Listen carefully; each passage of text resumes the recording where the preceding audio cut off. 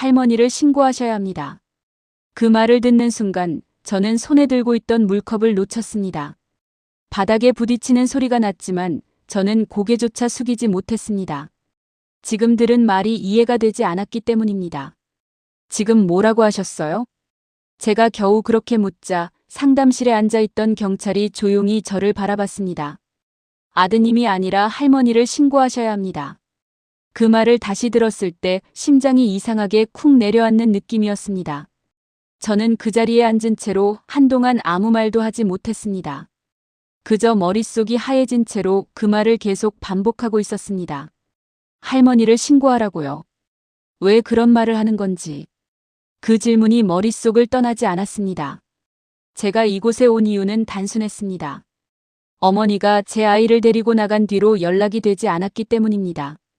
처음에는 별일 아닐 거라고 생각했습니다. 늘 그렇듯이 근처 공원이나 마트에 나가셨겠거니 했습니다. 그런데 시간이 조금씩 지나도 전화가 되지 않았습니다. 그래서 저는 불안해지기 시작했습니다. 그리고 결국 경찰서까지 오게 된 겁니다. 그런데 여기서 들은 말이 이거였습니다. 할머니를 신고하셔야 합니다. 저는 그 말을 이해할 수 없었습니다. 그래서 다시 물었습니다. 왜 그런 말씀을 하시는 거죠? 제 목소리가 떨리고 있었습니다. 경찰은 잠시 말을 멈췄다가 조용히 입을 열었습니다. 혹시 아이를 데리고 나가신 게 처음이 아니시죠? 그 질문이 이상하게 들렸습니다. 처음이 아니냐고요? 저는 잠시 생각했습니다. 그리고 고개를 끄덕였습니다. 네, 가끔 데리고 나가셨습니다. 그건 사실이었습니다. 어머니는 손주를 굉장히 아끼셨습니다. 그래서 자주 데리고 나가셨습니다. 산책도 하고 마트도 가고 가끔은 시장에도 가셨습니다. 그게 문제가 된 적은 없었습니다. 그래서 저는 그게 왜 질문이 되는지 이해하지 못했습니다. 그때 경찰이 다시 말했습니다.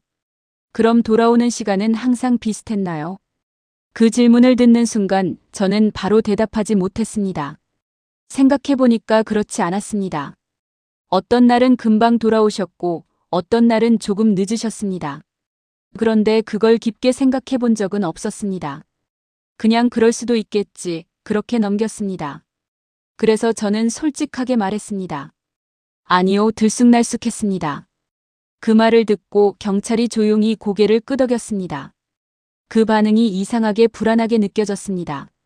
그래서 저는 다시 물었습니다. 그게 왜요? 그때 경찰이 한 장의 서류를 꺼냈습니다. 그리고 제 앞에 조용히 내려놓았습니다. 이걸 한번 보시죠. 저는 떨리는 손으로 그 종이를 집었습니다. 그리고 그 내용을 읽었습니다. 처음에는 무슨 말인지 이해가 되지 않았습니다. 그런데 한 줄 한 줄 읽어내려가면서 숨이 점점 막히는 느낌이 들었습니다. 그건 신고 기록이었습니다. 그리고 신고 내용이 적혀 있었습니다. 어린아이를 데리고 혼자 돌아다니는 노인. 그 문장을 보는 순간 손이 멈췄습니다. 그건 어머니였습니다. 제가 아는 어머니였습니다. 저는 그 자리에서 아무 말도 할 수 없었습니다. 경찰이 조용히 말했습니다. 이 신고가 한 번이 아닙니다. 그 말이 더 크게 들렸습니다. 그건 여러 번이라는 뜻이었습니다. 저는 떨리는 손으로 종이를 넘겼습니다. 그리고 다른 기록들도 봤습니다. 날짜가 여러 개였습니다. 그리고 그 시간들이 제가 기억하지 못했던 시간들이었습니다. 그걸 보는 순간 가슴이 내려앉는 느낌이 들었습니다. 그때 경찰이 조용히 말했습니다. 아이를 데리고 나가신 뒤에 길을 잃으신 적이 있습니다. 그 말이 머릿속을 멈추게 했습니다. 길을 잃었다고요. 저는 그 말을 듣고도 바로 이해하지 못했습니다. 그래서 다시 물었습니다. 무슨 말씀이세요? 경찰이 잠시 저를 보더니 천천히 말했습니다. 기억을 놓치고 계신 것 같습니다. 그 말이 그대로 꽂혔습니다. 기억을 놓치고 있다. 그건 제가 생각해 본 적 없는 이야기였습니다. 어머니가 그럴 수 있다는 생각을 단 한 번도 해본 적이 없었습니다. 그때 머릿속에 한 장면이 떠올랐습니다. 며칠 전이었습니다. 어머니가 갑자기 물었습니다. 오늘 몇 일이냐? 그 질문을 듣고 저는 웃으면서 대답했습니다. 어머니, 그거 아까도 물어보셨어요. 그때 어머니는 조용히 웃으셨습니다. 그래 그랬나. 그게 전부였습니다. 저는 그걸 대수롭지 않게 넘겼습니다. 그런데 지금 그 장면이 떠오르는 순간 숨이 막히는 느낌이 들었습니다. 그때 경찰이 마지막으로 말했습니다. 지금 상황은 단순한 외출이 아닐 수 있습니다. 그 말이 이야기를 완전히 바꿔버렸습니다. 저는 그 자리에 앉아 아무 말도 하지 못했습니다. 그저 한 가지 생각만 들었습니다. 혹시 제가 놓치고 있었던 건 아닐까? 그 말을 듣고 난 뒤 저는 한동안 아무 말도 할 수 없었습니다. 경찰이 제 앞에 놓은 서류를 계속 바라보고 있었습니다. 글자는 보이는데 의미가 머릿속으로 들어오지 않았습니다. 그저 하나의 문장만 계속 맴돌고 있었습니다. 기억을 놓치고 있다. 그 말이 계속 머릿속에서 반복되고 있었습니다. 저는 천천히 고개를 들었습니다. 그리고 경찰을 바라봤습니다. 그럼 지금 어머니가 그 말을 끝까지 하지 못했습니다. 경찰이 대신 이어주었습니다. 길을 잃으셨을 가능성이 큽니다. 그 말이 현실이 되는 순간이었습니다. 저는 자리에서 벌떡 일어났습니다. 앉아 있을 수가 없었습니다. 지금 어디에 계신 건데요? 제 목소리가 높아졌습니다. 숨이 가빠졌습니다. 경찰이 손을 들어 저를 진정시키려 했습니다. 현재 위치는 확인 중입니다. 그 말이 너무 느리게 들렸습니다. 확인 중. 그 말은 아직 모른다는 뜻이었습니다. 저는 더 이상 참을 수 없었습니다. 확인 중이면 제가 찾으러 가야죠. 그 말을 하고 나서야 제가 무슨 말을 하는지 알았습니다. 그건 제가 해야 할 일이었습니다. 그런데 그동안 하지 않았던 일이었습니다. 그때 경찰이 조용히 말했습니다. 잠깐만요. 그 말이 저를 멈추게 했습니다. 그 전에 하나 더 확인하셔야 합니다. 그 말이 이상하게 들렸습니다. 지금 이 상황에서 확인해야 할 게 또 있다는 게. 저는 다시 자리에 앉았습니다. 경찰이 서류를 한 장 더 꺼냈습니다. 그리고 제 앞에 놓았습니다. 최근 한 달 사이 비슷한 신고가 3번 더 있었습니다. 그 말을 듣는 순간 머리가 멍해졌습니다. 한 달 사이에 3번. 그건 우연이 아니었습니다. 저는 떨리는 손으로 그 종이를 다시 봤습니다. 날짜가 적혀 있었습니다. 그리고 그 날짜들을 보는 순간 숨이 멎는 것 같았습니다. 그중 하나는 제가 집에 있었던 날이었습니다. 그날 어머니는 분명 집에 계셨습니다. 저는 그렇게 기억하고 있었습니다. 그런데 그 기록에는 어머니가 밖에서 발견됐다고 적혀 있었습니다. 그걸 보는 순간 등이 서늘해졌습니다. 그럼 그날 제가 본 건 뭐였는지. 그 기억이 흔들리기 시작했습니다. 저는 다시 생각했습니다. 그날 어머니는 조용히 방에 계셨습니다. 문이 닫혀 있었고 저는 그냥 쉬고 계신 줄 알았습니다. 그래서 확인하지 않았습니다. 그게 지금 생각해보니까 확인이 아니라 방치였습니다. 그 사실이 너무 늦게 떠올랐습니다. 그때 경찰이 조용히 물었습니다. 최근에 이상하다고 느끼신 적 없으셨습니까? 그 질문이 가슴을 찔렀습니다. 저는 바로 대답하지 못했습니다. 그 대신 기억이 떠오르기 시작했습니다. 하나씩, 조금씩. 어머니가 냉장고를 열고 한참을 서 계셨던 날. 뭐 찾으세요라고 물었을 때 생각이 안 난다라고 하셨던 그 목소리. 그날 저는 웃으면서 말했습니다. 어머니 요즘 깜빡깜빡하시네요. 그걸 가볍게 넘겼습니다. 또 어느 날은 어머니가 아이 이름을 부르지 못했습니다. 한참을 망설이다가 결국 저를 쳐다보셨습니다. 그때도 저는 대수롭지 않게 넘겼습니다. 애 이름 까먹으셨어요? 웃으면서 말했습니다. 그게 지금 생각해보면 웃을 일이 아니었습니다. 그런 순간들이 한 번이 아니었습니다. 여러 번이었습니다. 그런데 저는 그걸 전부 무시했습니다. 바쁘다는 이유로, 피곤하다는 이유로, 그리고 그게 나랑 상관없는 일이라고 생각했습니다. 그때 경찰이 다시 말했습니다. 그런 상태에서 아이를 데리고 나가신 겁니다. 그 말이 모든 걸 연결시켰습니다. 저는 숨이 막히는 느낌이 들었습니다. 그럼 지금 어머니는 아이를 데리고 기억이 흐릿한 상태로 어딘가를 헤매고 있는 겁니다. 그 생각이 드는 순간 몸이 떨리기 시작했습니다.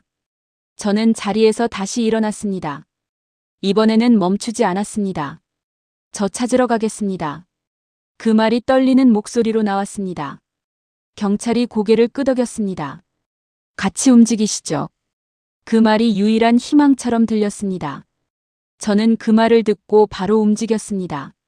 그 순간 하나의 생각이 계속 머릿속을 때렸습니다. 혹시 늦은 건 아닐까?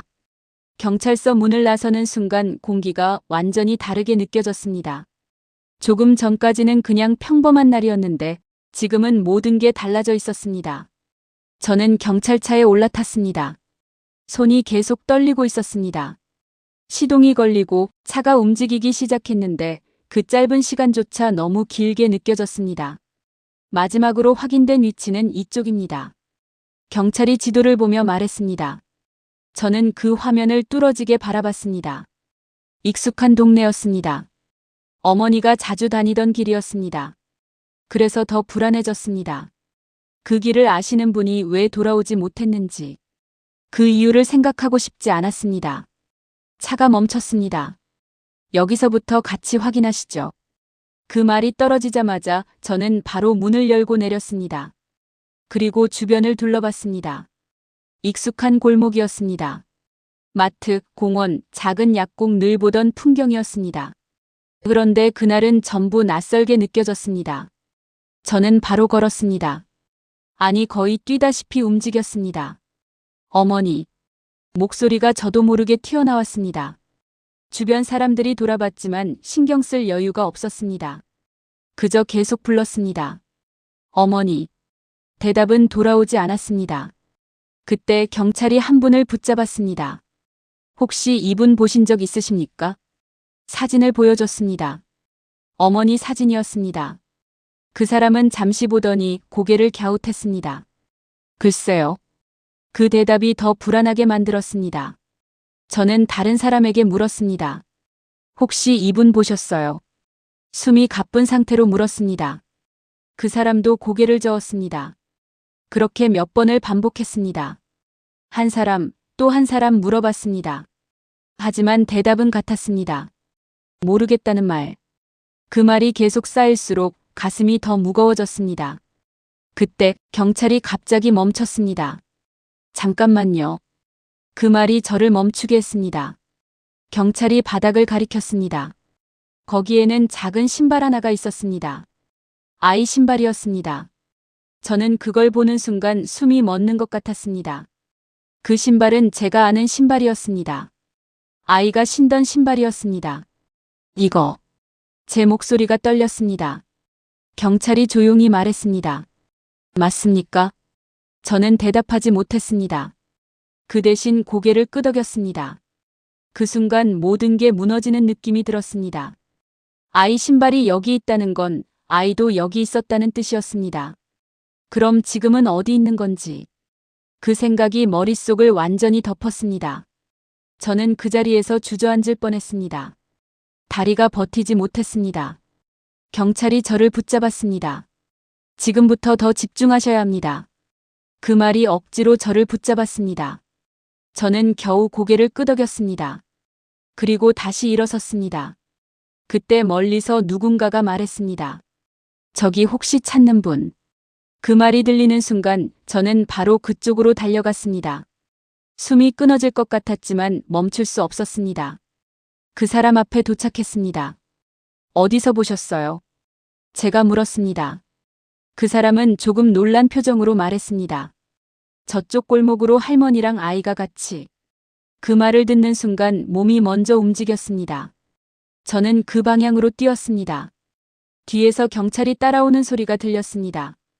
골목에 들어섰습니다. 좁은 길이었습니다. 사람이 많지 않았습니다. 그 끝을 향해 계속 뛰었습니다. 그리고 그 순간 멈췄습니다. 골목 끝에 사람이 서 있었습니다. 익숙한 뒷모습이었습니다. 저는 숨을 멈춘 채 그 자리에 서 있었습니다. 그 뒷모습이 천천히 돌아섰습니다. 어머니였습니다.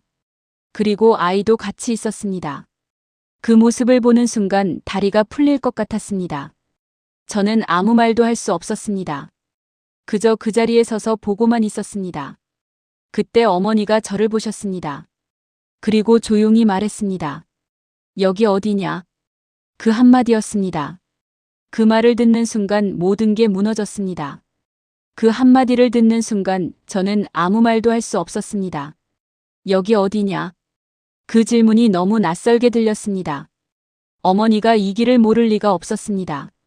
수십 년을 살아온 동네였습니다. 매일 다니던 길이었습니다. 그런데 지금 어머니는 그걸 묻고 계셨습니다. 저는 한 발짝 다가갔습니다. 다리가 제대로 움직이지 않았습니다. 어머니. 그 한마디가 겨우 나왔습니다. 어머니가 저를 바라봤습니다. 그 눈빛이 이상했습니다. 분명 저를 보고 있는데 저를 알아보는 눈빛이 아니었습니다. 그래서 저는 다시 말했습니다. 저예요, 아들이에요. 그 말을 하는 순간 가슴이 찢어지는 느낌이 들었습니다. 어머니는 잠시 저를 보셨습니다. 그리고 아주 천천히 고개를 갸웃하셨습니다. 아들. 그 말이 너무 작게 들렸습니다. 그 한마디로 모든 게 무너졌습니다. 저는 그 자리에 그대로 서 있을 수밖에 없었습니다. 그때 아이의 손을 잡고 있던 어머니가 조금 더 힘을 주셨습니다. 아이가 저를 보고 있었습니다. 아빠. 그 한마디가 더 크게 들렸습니다.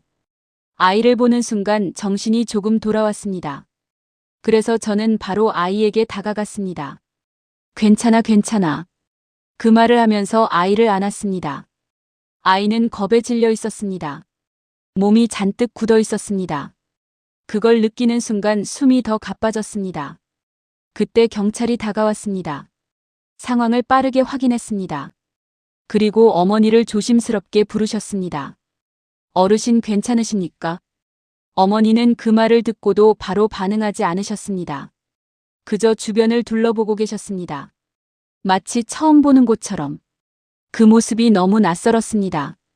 저는 그걸 보면서 무릎이 힘을 잃는 느낌이 들었습니다. 그때 어머니가 갑자기 말했습니다. 애는 내가 봐야지. 그 한마디였습니다. 그 말이 또 한 번 가슴을 찔렀습니다. 어머니는 지금 상황을 모르고 계셨습니다. 그저 손주를 돌보고 있다는 생각만 하고 계셨습니다. 그걸 보는 순간 눈물이 나왔습니다. 그때 경찰이 조용히 말했습니다. 일단 병원으로 가셔야 합니다. 그 말이 현실을 다시 끌어왔습니다. 저는 고개를 끄덕였습니다. 그리고 어머니를 부축했습니다. 어머니는 저를 보면서 조금 어색한 표정을 지으셨습니다. 고맙다. 그 한마디였습니다. 그 말이 더 아팠습니다. 그저 고개만 끄덕였습니다. 차에 올라탔습니다. 아이를 안고 어머니를 옆에 모시고 그렇게 병원으로 향했습니다. 차 안은 조용했습니다. 아이는 제 품에서 조금씩 안정되고 있었습니다. 하지만 제 마음은 그렇지 않았습니다. 옆에 앉아있는 어머니를 계속 보고 있었습니다. 어머니는 창밖을 보고 계셨습니다. 그리고 가끔씩 중얼거리셨습니다. 여기 어디냐? 그 말을 들을 때마다 가슴이 조여왔습니다. 그때 또 하나의 기억이 떠올랐습니다. 얼마 전이었습니다. 어머니가 혼자 앉아 계시다가 갑자기 저를 불렀습니다. 아, 그 목소리가 조금 낯설었습니다. 그래서 제가 다가갔습니다. 왜요, 어머니?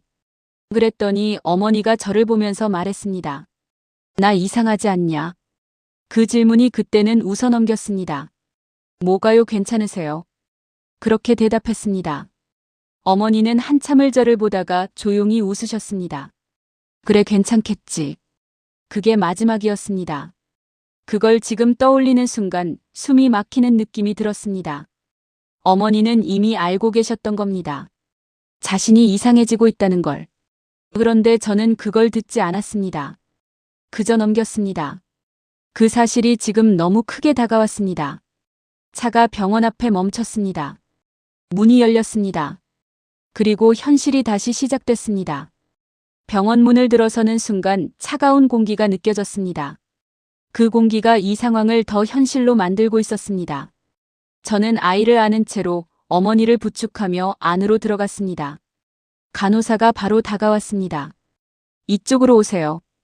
그 말에 따라 저는 아무 생각 없이 움직였습니다. 어머니는 주변을 계속 둘러보고 계셨습니다.